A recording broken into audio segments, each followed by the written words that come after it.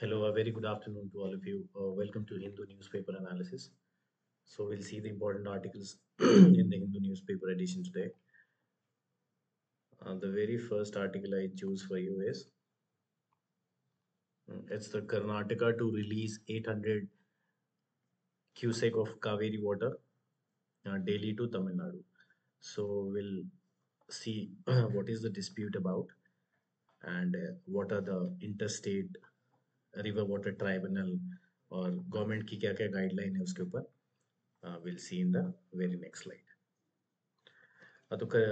This is news. The Karnataka on the Sunday decided to release Kaveri water at the rate of 800 cubic daily to Tamil Nadu, following a direction from the Kaveri Water Regulatory Committee. तो ये बहुत ही पुराना dispute है, काफी time से चलते आ रहा है. तो सबसे पहले अपन देखेंगे कि कावेरी नदी क्या है ना. कावेरी नदी मतलब it's a largest river in the state. In the state as in Karnataka का सबसे बड़ा नदी है ये कावेरी. ठीक है, इसका ओरिजिनेट कहाँ पे, डायरेक्टली ऐसा भी क्वेश्चन पूछा जाता है कि ये जो रिवर है इसका ओरिजिन पॉइंट क्या है. So basically from where it originate, so it originate from एक ब्रह्मगिरी हिल्स है वेस्टर्न घाट में कर्नाटका में, वहीं से इसका ओरिजिनेट होती है. ठीक है, तो इसका ओरिजिन पॉइंट क्या है, इसका ओरिजिन पॉइंट है ब्रह्मगिरी हिल्स. ठीक है, ब्रह्मगिरी हिल्स. ठीक है, इसका ओरिजिन पॉइंट क्या है, ब्रह्मगिरी हिल्स. तो Kaveri is the largest river of the state of Karnataka और इसका ओरिजिन पॉइंट क्या पे है, इसका ओरिजिन पॉइंट है ब्रह्मगिरी हिल्स जो वेस्टर्न घाट में है कर्नाटका में. इसको दक्षिण गंगा भी कहा जाता है. ठीक है, ऑफन कॉल्ड द दक्षिण Ganga, the Ganges of the south, and considered one of the sacred river of India. ठीक है, जो रिवर ओरिजिन है, जो ओरिजिन है ना रिवर कावेरी का, ये बहुत ही फेमस पिलग्रिमेज और टूरिस्ट स्पॉट भी है. कूर्ग एक बहुत इंपॉर्टेंट जगह है, हिल स्टेशन है एक यहाँ पे कर्नाटका में, अगर आपको पता हो तो. एक जगह है मदिकेरी डिस्ट्रिक्ट, मदिकेरी डिस्ट्रिक्ट में कुर्ग एक जगह है जो कि बहुत ही फेमस क्या है, पिलग्रिमेज और टूरिस्ट स्पॉट है. वहीं से जो रिवर कावेरी है उसका ओरिजिन है. तो river Kaveri basically originate from the western ghat in near Brahmagiri hills in Karnataka. ठीक है, अब ये कुछ ट्रिब्यूटरी हैं कावेरी की, जैसे हरांगी है, हेमावती है. इतना ज़्यादा इंपॉर्टेंट जानने की ज़रूरत नहीं है. अब हमें सिर्फ इतना जानना था कि कावेरी जो है वो कर्नाटका की रिवर है और इसका बेसिकली ओरिजिनेशन पॉइंट क्या है, ओरिजिन पॉइंट क्या है बेसिकली. तो इसका ओरिजिन पॉइंट है Brahmagiri hills which lies on the western ghat in Karnataka. ठीक है, तो this is about river Kaveri. अभी डिस्प्यूट देखते हैं क्या है. तो ये बहुत ही पुराना डिस्प्यूट है, ये कॉन्फ्लिक्ट है. It's about the sharing of water. जो रिवर कावेरी का जो पानी है, शेयरिंग ऑफ वाटर, वो कैसे कैसे डिस्ट्रीब्यूट होगा, किसके किसके बीच में. So it's dispute between three two state and one UT, which is three state और एक यूटी के बीच में डिस्प्यूट है ये बेसिकली. तो डिस्प्यूट क्या है, the conflict is over the sharing of water. जो कावेरी रिवर है इससे जो पानी का जो शेयरिंग होगा उसके ऊपर लेके डिस्प्यूट है. पानी शेयरिंग का एज इन क्या है, पूरी की पूरी इकोनॉमी ही वाटर पे डिपेंड करती है ना. जैसे कि बहुत सारे जो क्रॉप है, स्टैंडिंग क्रॉप है, अगर वो नहीं मिलेगा तो क्या होगा. So water play very important role as far as economy and agriculture both is concern. ठीक है, तो ये डिस्प्यूट क्या है, dispute is over the sharing of water from the Kaveri river and it's a very long standing conflict. So इसके अंदर जो dispute है, it is in between between three states. ठीक है, थ्री स्टेट्स और एक यूटी है इसमें इन्वॉल्व. तो ये डिस्प्यूट है, it is in between three state and UT यानी यूनियन टेरिटरी. एक स्टेट है हमारा तमिलनाडु. ठीक है, तमिलनाडु के बीच में है डिस्प्यूट है, केरला है, देन वी हैव कर्नाटका है, फॉर एक यूटी भी है विच इज पुदुचेरी. ठीक है, तो three state and one UT. Dispute भी पूछेंगे कि Kaveri water dispute is among which one of the following state और यूटी, तो आप ऑप्शन में आएगा. ठीक है, तो पहला क्या है, पहला है तमिलनाडु, देन केरला. केरला को क्या कहते हैं, गॉड ओन कंट्री भी कहते हैं ना, क्योंकि ये स्पाइस कैपिटल है इंडिया का, यहाँ पे बहुत ज़्यादा स्पाइस होता है इसलिए इसको गॉड ओन्स कंट्री भी बोलते हैं. गॉड ओन कंट्री नेचर की वजह से वैसे तो बोलते हैं, लेकिन स्पाइस कैपिटल भी है, काफ़ी स्पाइस भी होता है यहाँ पे. एक आपको और बताया था मैंने, केरला में क्या एक जगह है कोट्टयम, जहाँ पे इंडिया का रबर बोर्ड है ना. रबर बोर्ड का स्टैच्यूटरी बॉडी है रबर बोर्ड, वो कहाँ पे, केरला के कोट्टयम में, which is under the purview of ministry of commerce and industry. तो Kerala is a god own country. Then we have Tamil Nadu, Tamil Nadu, Kerala, Karnataka है ना. Karnataka is famous for its coffee है ना, कॉफी है ना. कॉफी बोर्ड बताया था कर्नाटका में ही है, बैंगलोर में.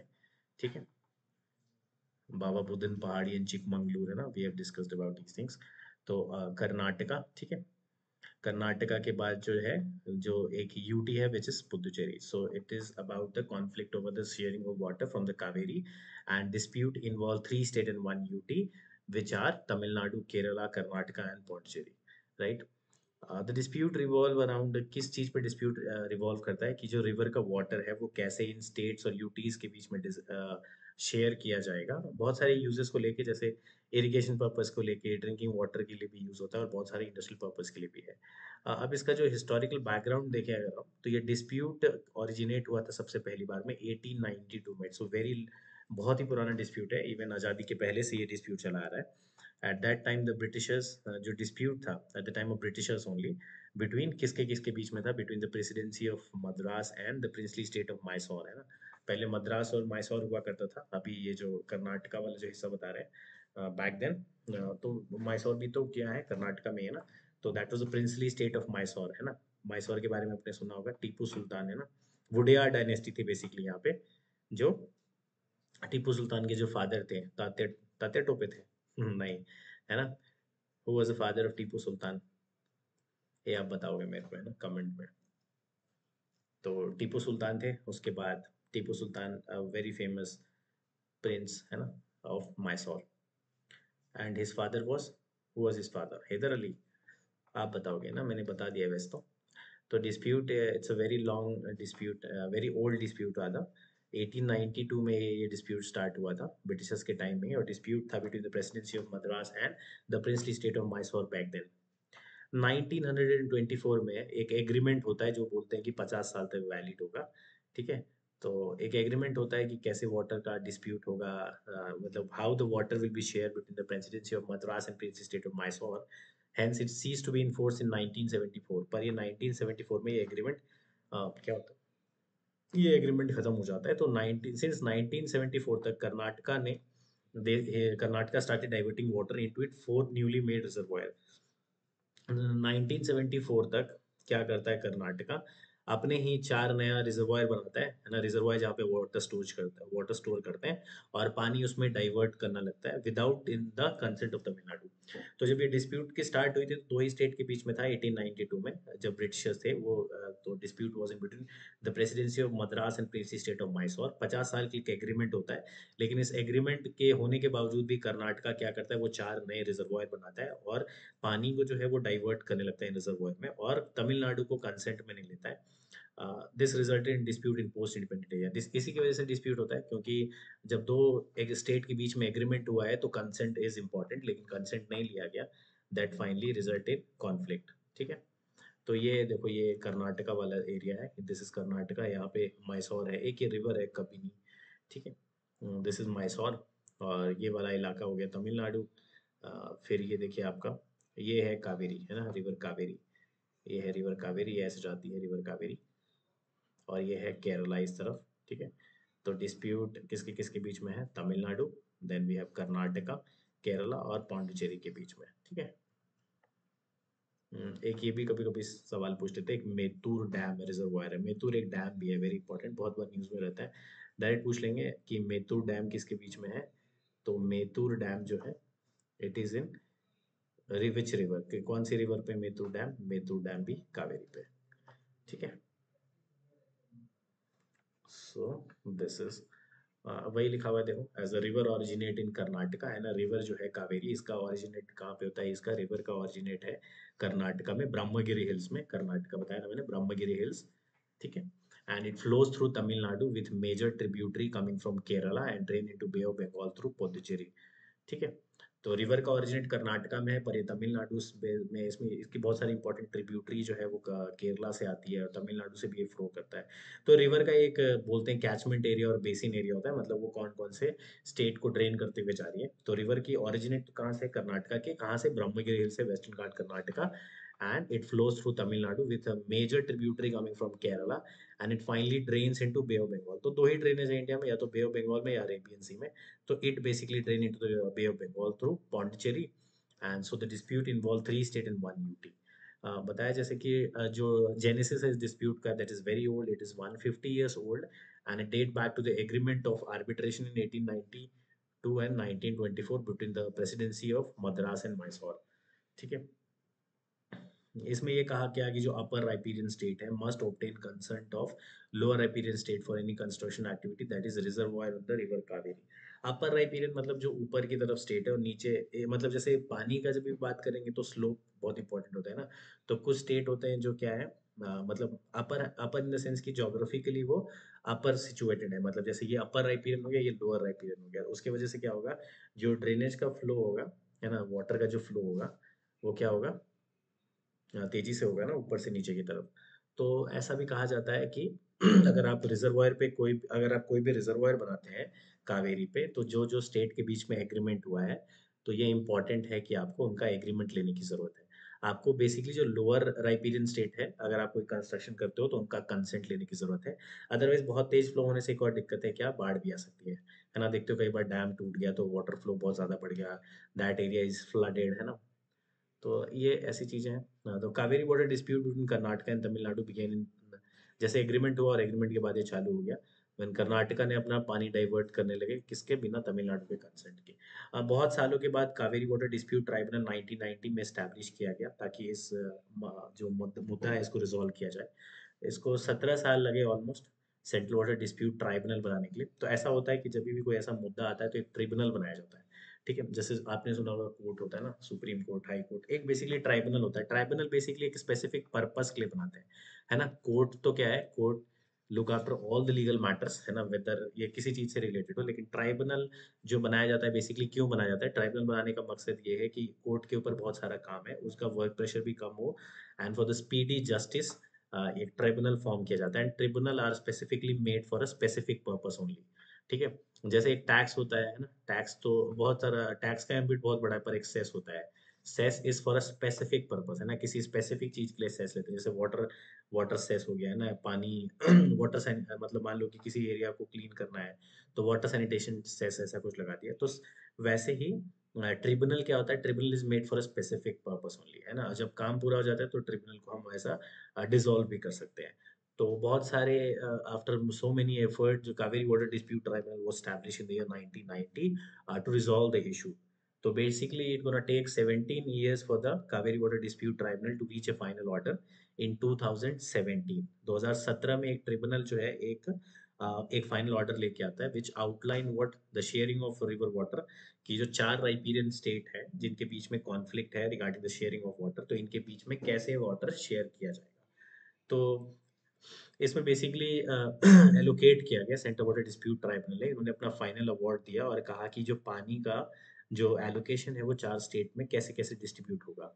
तो बोला गया कि अगर नॉर्मल ईयर है तो उसमें 740 टीएमसी वाटर, है ना, इतना वाटर होगा। तो इसमें से सारे स्टेट को एलोकेट किया गया ऐसे 400, तमिलनाडु को 404.25, कर्नाटका को इतना, केरला को इतना, एंड सब्सिक्वेंटली पुडुचेरी को इतना पानी दिया जाएगा। तो 2018 में सुप्रीम कोर्ट ने डिक्लेयर किया कि Kaveri is a national asset and it largely upheld the water sharing arrangement determined by the central water central नहीं, कावेरी वाटर डिस्प्यूट ट्राइब्यूनल। ठीक है, तो यही है कि रिवर वाटर कावेरी का पानी का इस्तेमाल कैसे होगा। अब थोड़ा वाटर को देखते हैं कि कॉन्स्टिट्यूशन में वाटर के बारे में क्या मेंशन है। तो वाटर एक स्टेट सब्जेक्ट है ना, स्टेट सब्जेक्ट है। स्टेट सब्जेक्ट एज इन, तो क्या फायदा, क्या मतलब हुआ इसको, जैसे मैंने क्या बताया, एक हमारे पास क्या है, 7 शेड्यूल है हमारे इंडियन कॉन्स्टिट्यूशन में, जिसमें 3 लिस्ट है बेसिकली। एक लिस्ट है union list, then we have state list. ठीक है, यूनियन के बाद हमारे पास स्टेट लिस्ट है, and finally we have concurrent list. ठीक है, यूनियन लिस्ट क्या होता है, जिसपे union make law, and the state list are those list जिसपे स्टेट लॉ बनाती है, and concurrent list are the list जिसमें यूनियन और स्टेट दोनों लॉ बनाते हैं। And in case of a conflict between union and state, the union law will prevail. ठीक है, तो ये 3 चीजें हो गई। तो यूनियन एक लॉ बनाएगा, है ना, यूनियन लिस्ट में जो भी मुद्दे होंगे, स्टेट लिस्ट में जो भी मुद्दे होंगे उस पर स्टेट लॉ बनाएगा, और कंकरेंट लिस्ट पे दोनों लॉ बनाते हैं। लेकिन अगर किसी के केस लॉ को लेके कोई कॉन्फ्लिक्ट होता है तो यूनियन का जो लॉ है that will prevail over the state list. ठीक है, तो वाटर एक स्टेट लिस्ट है। एंट्री 17 ऑफ द लिस्ट क्या कहता है कि state can legislate with respect to river, river के मामले में स्टेट कानून बना सकता है। लेकिन एक यूनियन लिस्ट में भी एक एंट्री है जिसमें सेंट्रल गवर्नमेंट के पास ये पावर है, that gives the central government the power to regulate and develop interstate river and river valleys. ठीक है, दो अगर क्या है रिवर, मतलब जैसे कोई किसी रिवर का कॉन्फ्लिक्ट है, लेकिन वो रिवर क्या है, इंटरस्टेट है। जैसे यहाँ पे क्या देखा हमने कि एक स्टेट इन्वॉल्व नहीं है ना इसमें, कर्नाटका भी है, then we have Kerala as well, then we have Tamil Nadu and finally we have Puducherry, Pondicherry. तो इसमें 4 स्टेट में तो इंटरस्टेट रिवर्स के बीच में अगर कोई मुद्दा है और रिवर वैली के बीच में, तो ऐसा पावर सेंट्रल गवर्नमेंट के पास दिया गया है कि आप ऐसी चीजों को रेगुलेट करें। ठीक है। तो इसमें क्या था, रिस्पेक्ट टू रिवर मैंने बोला तो स्टेट लॉ बनाएगी वाटर को लेके, लेकिन ये मुद्दा क्या था, ये तो इंटर स्टेट की जब हम बात करें ना, जिसमें एक से ज्यादा स्टेट अगर इन्वॉल्व हो गया और रिवर वैली का कॉन्सेप्ट है, तो वहां पे सेंट्रल गवर्नमेंट के पास ये पावर है कि वो रेगुलेट करेंगे ऐसे मुद्दों को।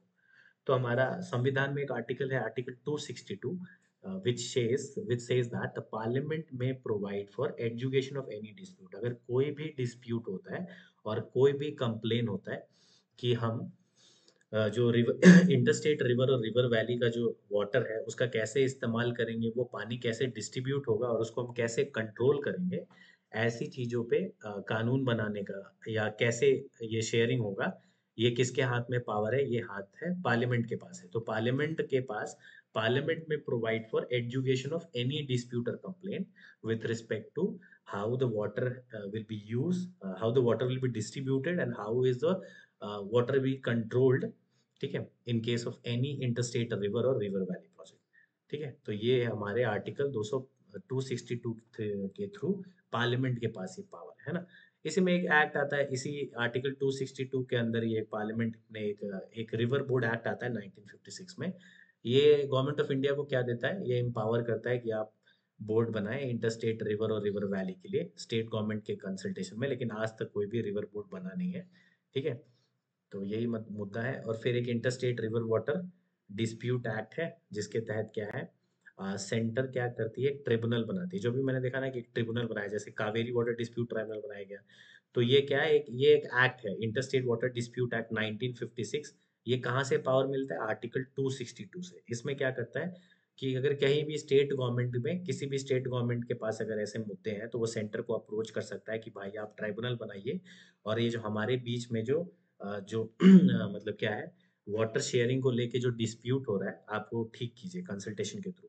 तो ये वाला तो कारगर है, लेकिन रिवर बोर्ड वाला नहीं। देखो बेसिकली आपको मैं ये समझा रहा हूँ कि एक आर्टिकल, वाटर कैसा सब्जेक्ट है, स्टेट का सब्जेक्ट है, मतलब कि स्टेट उसमें लॉ बनाएगा रिवर के मामले में। लेकिन जहाँ पे इंटर स्टेट रिवर, यानी कि ज्यादा स्टेट अगर इन्वॉल्व हो गए और रिवर वैली का मामला है, वहाँ पे सेंट्रल गवर्नमेंट के पास ही पावर है। तो आर्टिकल 262 में सेंट्रल गवर्नमेंट को पावर मिला हुआ है पार्लियामेंट के थ्रू, कि वो क्या करेगी, ऐसे मुद्दे जिसमें use distribution control of water है किसी भी इंटरस्टेट रिवर और रिवर वैली के बीच में, तो वो उसमें लॉ बनाएगी।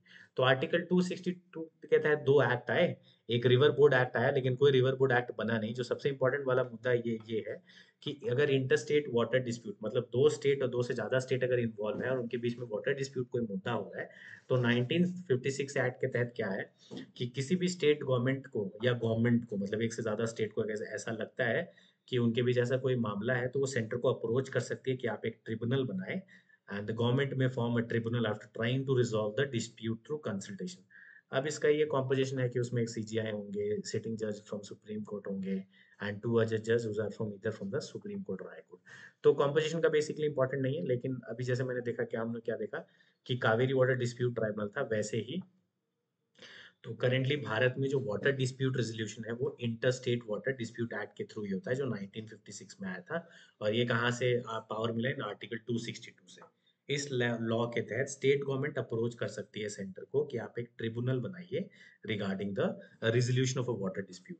तो लेकिन जो डिसीजन होगा ट्राइब्यूनल का, ये फाइनल होगा। Okay, very sorry. तो decision of the tribunal is final. ये मुद्दा हो गया। देखो बहुत सारे अभी जो एक्टिव इंटरस्टेट रिवर डिस्प्यूट है, जैसे कृष्णा वाटर डिस्प्यूट था, 2004 में बना सबसे पहले।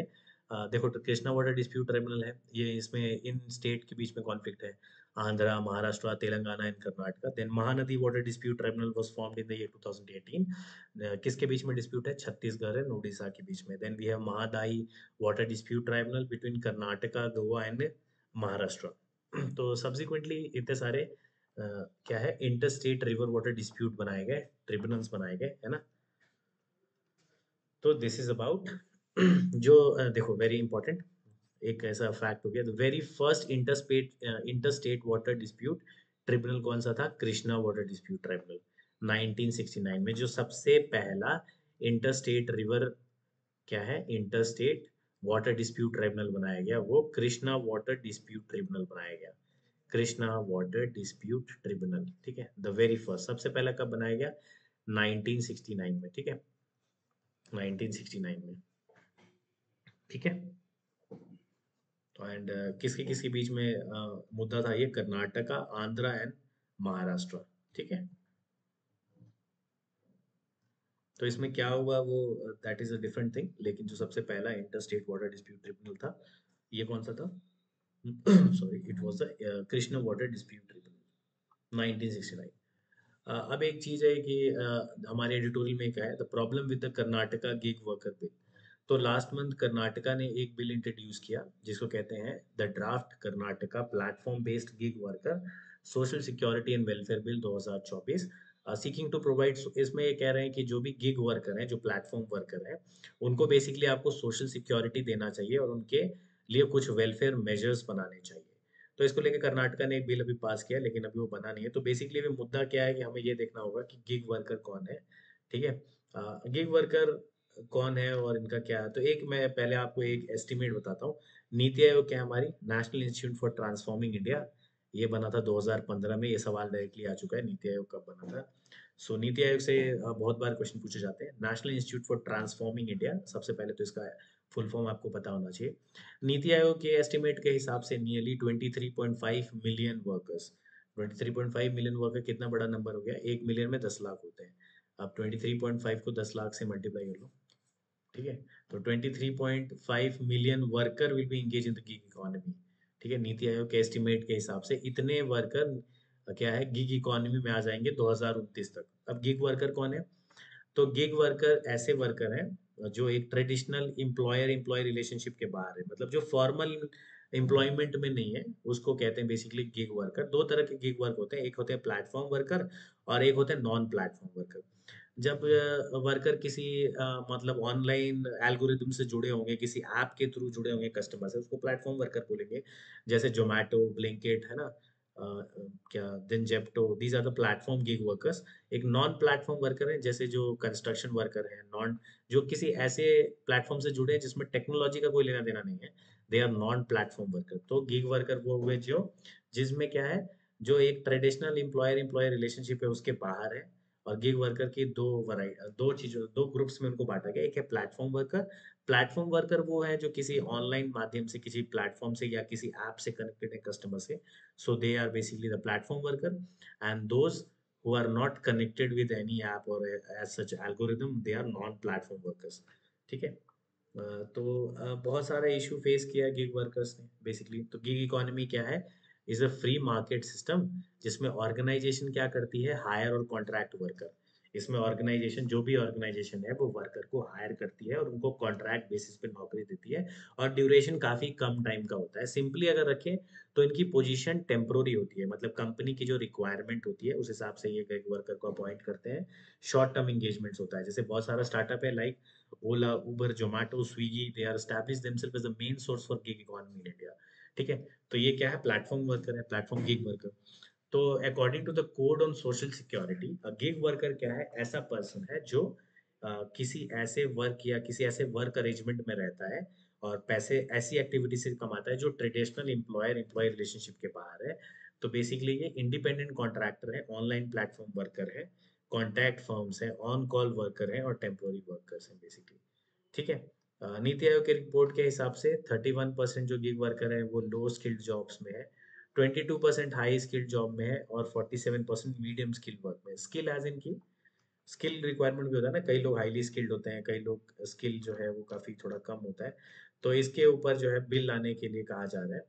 तो बेसिकली देखो अब क्या क्या चैलेंजेस है। Gig workers workforce in India की बात कर रहे हैं, एक ये रिपोर्ट है नीति आयोग के रिपोर्ट में। तो रिटेल ट्रेड और सेल्स में लगभग 26.6 लाख वर्कर है। ट्रांसपोर्टेशन में कितने गिग वर्कर हैं? 13 लाख के आसपास। फाइनेंस में 6.3, एजुकेशन में बहुत ही कम गिग वर्कर है 1, मैन्युफैक्चरिंग में 6.2 के आसपास है। तो बेसिकली एक डेटा है, ठीक है। तो ये डेटा बता रहा है कि गिग वर्कर क्या है, गिग इकोनॉमी क्या है। अब क्या क्या इशू फेस करते हैं गिग वर्कर? तो बेसिकली क्या है, वो किसी ट्रेडिशनल फुल टाइम एम्प्लॉयमेंट ऐसी चीजों का हिस्सा नहीं है। तो वेजेस को लेके, ओवर टाइम पे कितना होगा, कैसे मेडिकल लीव होगा, इन सारी चीज़ों के ऊपर डिस्प्यूट है।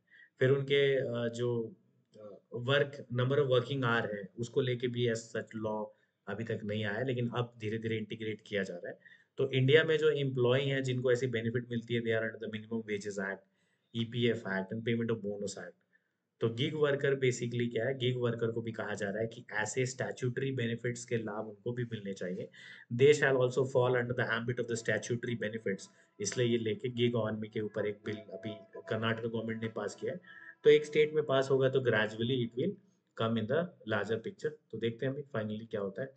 तो this is what about the gig worker. अब एक क्या है कि insurance of bank balance some useful perspective. इस आर्टिकल में एक काफी इंपॉर्टेंट बॉडी है जिसको कहते हैं DICGC। ठीक है, DICGC ये आरबीआई का ही अंदर आती है, ये बॉडी फुली सब्सिडरी बॉडी है। तो DICGC क्या है, deposit insurance and credit guarantee corporation.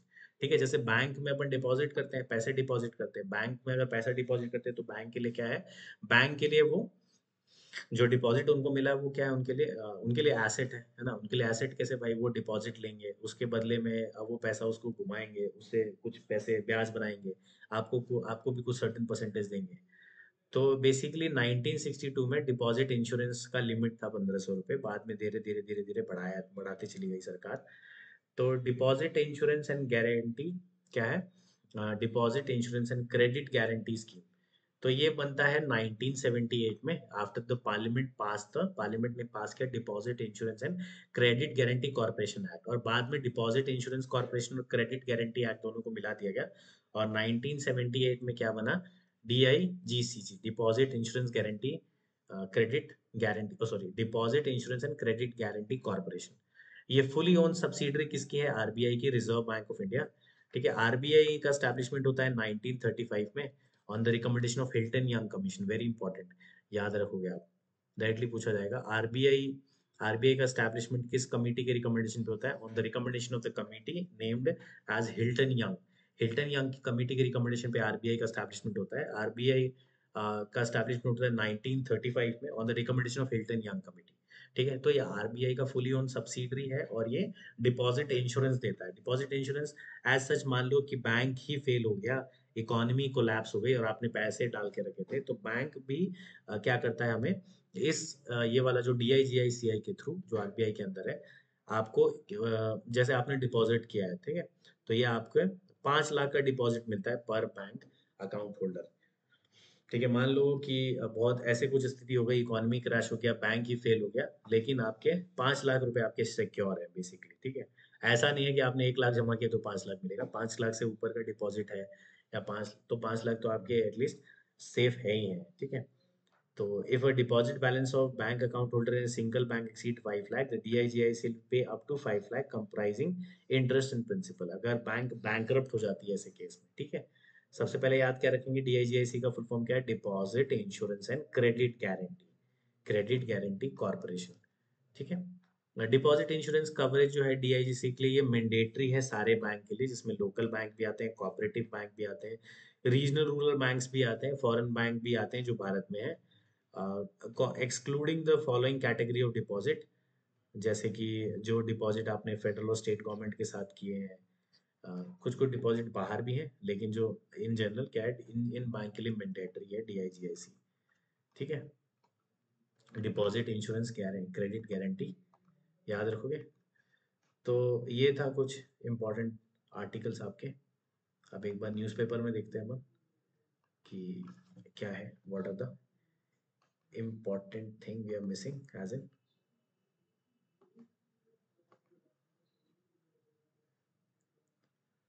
Wait for a moment.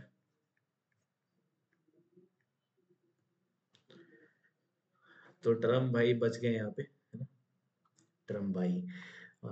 ये तो इम्पोर्टेंट नहीं है, तमिलनाडु वाला हमने कवर कर लिया।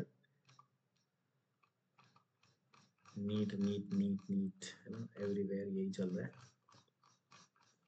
Political news not relevant for us. Chandrababu Naidu जो है ये आंध्र प्रदेश के चीफ मिनिस्टर हैं, करंट अफेयर्स, है ना, याद रखेंगे आप। चंद्रबाबू नायडू कहाँ के हैं, आंध्र प्रदेश के। पवन कल्याण साहब डिप्टी सीएम है आंध्रा के।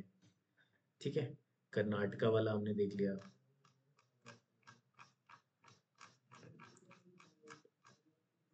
जगन्नाथ टेम्पल पुरी में है ना? पुरी, पुरी का है भाई, उड़ीसा में।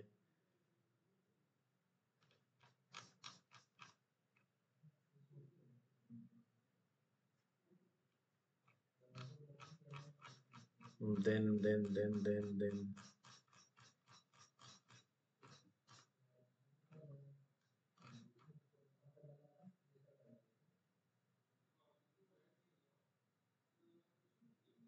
प्रधानमंत्री मोदी साहब ने एक और माइलस्टोन क्रॉस किया है, 100 मिलियन से ज़्यादा इनके फॉलोअर हो गए हैं सोशल मीडिया प्लेटफॉर्म पे। बधाई हो ji Modi ji. Then then what are the important news as far as our exam is concerned? ये हमने डिस्कस कर लिया है। पॉलिटिकल आर्टिकल था इसलिए नहीं बताया आपको। ये वैसा ही परमुटेशन कॉम्बिनेशन है, किस पार्टी ने कितनी सीट जीती, नॉट रेलिवेंट। देन सीबीआई अपन डिस्कस कर चुके हैं। सीबीआई का एस्टैब्लिशमेंट होता है 1960, किस में, 1963 में, और सीवीसी बनता है 1964 में on the recommendation of Santhanam committee. कौन सी कमेटी? संथानम कमेटी के रिकमेंडेशन पे बनाया जाता है। सीबीआई स्टैट्यूटरी बॉडी नहीं है, कॉन्स्टिट्यूशनल बॉडी नहीं है, so it's derive it power from the Delhi special police establishment act 1946, right. Tenure कितना है? टेन्योर है 2 साल का। सीवीसी एक्ट 2003 के थ्रू मिलता है, ये 2 साल का टेन्योर होगा। मैक्सिमम 5 साल तक हो सकता है, 1 ईयर एट अ टाइम बढ़ाया जा सकता है, ठीक है। और बाकी बताए थे 3 मेंबर कमेटी होगा जो उनका अपॉइंटमेंट करेगा। Union government rein on financial transfer to different state, ये वही है जैसे मैंने आपको बताया था। 13th फाइनेंस कमीशन में जो सेंटर स्टेट के बीच का जो शेयर था वो 32% ही था। 14th में सीधे जंप मारा 10% एंड इट रोज टू 42%, ठीक है, 42%। अभी 15th फाइनेंस कमीशन के थ्रू क्या है, कितना कितना शेयर है? 41%, 41%, ठीक है। 15th फाइनेंस कमीशन, ये याद रखोगे आप ये नंबर। 15th फाइनेंस कमीशन क्या है? सेंटर कितना शेयर देती है, मतलब revenue to state, which is 41%, है ना। पहले 42% था, लेकिन बाद में क्या है, जम्मू कश्मीर स्टेट नहीं है अब, वो दो यूटी में टूट गया है ना, कश्मीर एंड लद्दाख। उसके बाद क्या है, ये जो डिवोल्यूशन है that is reduce to 1% and अब इट इज 41%। तो ये कह रहे हैं कि बजट आ रहा है, देखते हैं किस स्टेट को किस तरह से पैसे का ट्रांसफर किया जाता है, कितना किसको ग्रांट मिलता है और कितना पैसे ट्रांसफर। ये हमने डी आई जी आई सी हमने देख लिया।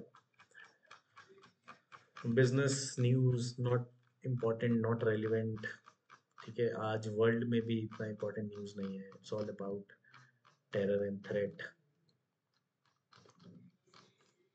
रवांडा क्या है, किसकी राजधानी है? केन्या की है क्या? बताओगे आप, है ना। देखो कुछ कुछ चीज़ें थोड़ी मेहनत करो, आप भी देखो, बताओ मेरे को। हाँ, एक ये न्यूज़ है, एक ये अल्कराज भाई है, कार्लोस अल्कराज, ठीक है। कार्लोस अल्कराज जो है, इन्होंने अपना जीवन का 4th ग्रैंड स्लैम जीत लिया। वेरी मतलब काबिल तारीफ है। तो ग्रैंड स्लैम से भी क्वेश्चन पूछा जाता है, कौन सा ग्रैंड स्लैम था? विंबलडन था। जो नवान जोकोविच है, he was the runner up थे ये। तो नवान जोकोविच का ये, मतलब विंबलडन क्या, टेनिस हिस्ट्री में सबसे ज़्यादा ग्रैंड स्लैम जीतने वाले इंसान है।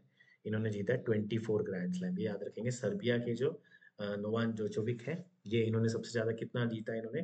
24 grand slam, which is highest in the history of tennis, है ना। ये कार्लोस अल्कराज जो रिसेंटली जो है विंबलडन जीता है, कार्लोस अल्कराज, ठीक है।